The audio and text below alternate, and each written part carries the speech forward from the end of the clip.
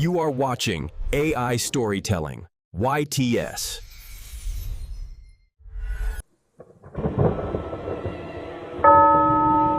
You ever hear a school bell? At 2:13 a.m.? Not on TV, not in a dream, but echoing across the hills, where the old Maple Hill School used to stand, before it was torn down 20 years ago. People say it's just the wind, but the lights come on.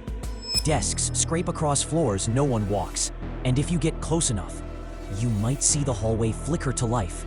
The chalkboard writes your name, and then it begins again. Class. Detention. Forever.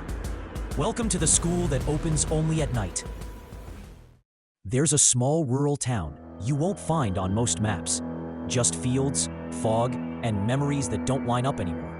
Locals call it Elder Hollow, but older residents still refer to it by its forgotten name, Bell Ridge.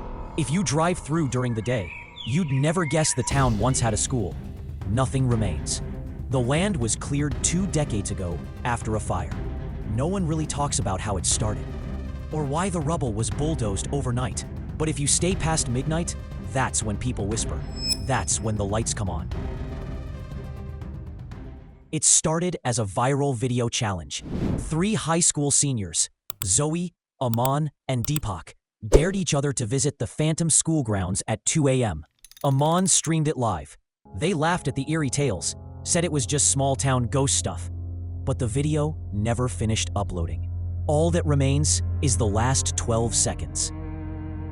A flashlight beam, dust swirling in midair. Then a school bell rings, and Aman whispers, "Guys, the front doors, they're open." Then, static. Zoe woke up first, but she wasn't in the woods, not in her room. She was back in Class 9B, her old school classroom, sitting upright, her backpack still on her shoulders.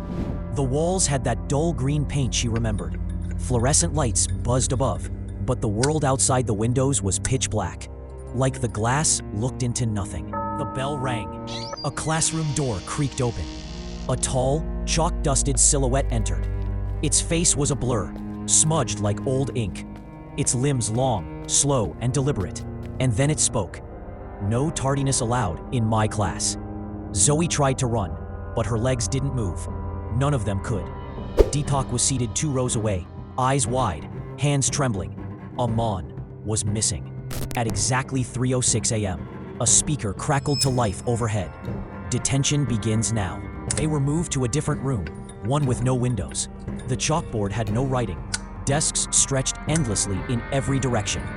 No walls, no ceiling. Just pale lights floating above them. Dozens of students sat silently, some old, some young, some in uniforms from different decades. None spoke, none blinked, but they were all breathing, shallow and scared. And watching them from behind the glass were the teachers, but their eyes were just black slits. Their fingers were chalk-white bones.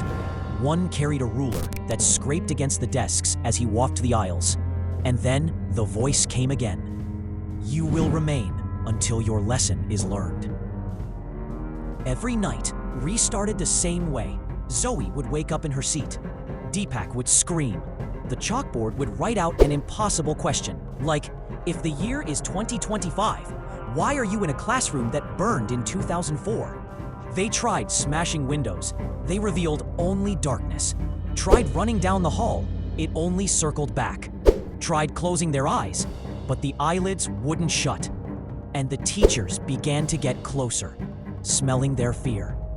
Asking questions they couldn't answer, but would punish them for not trying. One night, they met someone new, a girl named Rima, who claimed she had been there for 10 years. Said she got trapped during a similar dare in 2015. She hadn't aged. She showed them her ID. Birth year 2002. Still looked 17. Her voice trembled as she explained.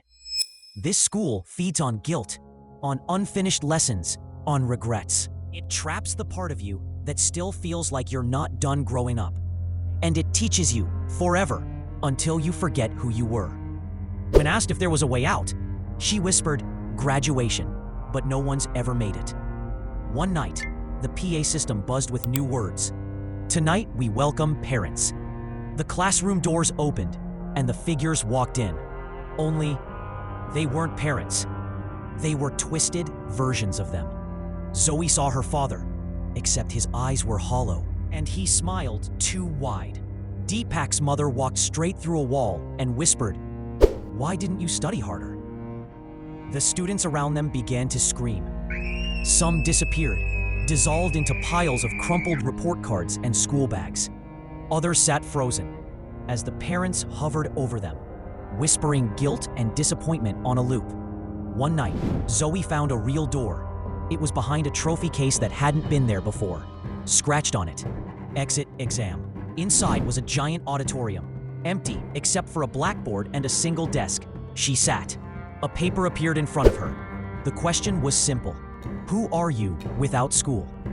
She couldn't answer, because deep down, she still defined herself by test scores, expectations, childhood fears of failure. And the school fed on that. The room began to warp. The blackboard turned into a mouth. The auditorium folded in on itself like paper.